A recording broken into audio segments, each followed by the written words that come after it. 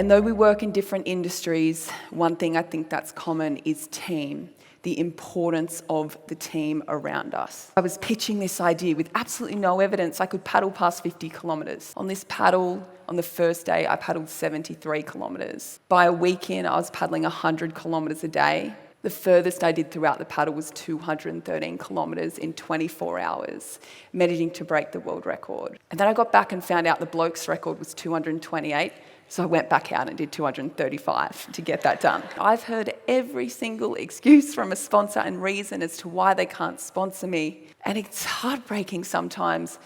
Actually, in this paddle, when I first read that book in 2020, I sat down and I wrote a list of whys and why nots.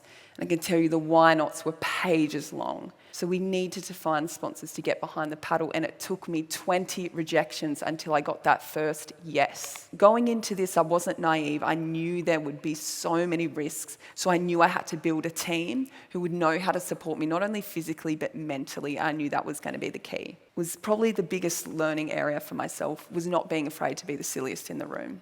By being prepared to ask those silly questions is what led me to standing here today with a world record, safe. But I think the fear of regret got me to the start line. And I guess those near misses as an ironwoman maybe got me to the finish.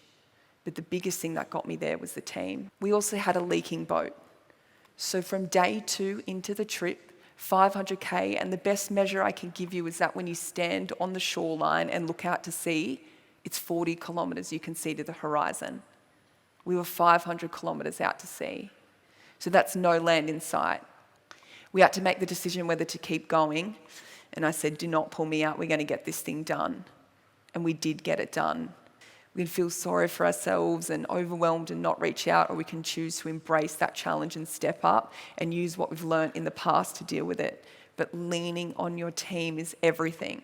On this trip, I continued to learn through failure, and I knew once we got through that gulf that we were going to get home. Thank you so much for having me, and enjoy the rest of the conference.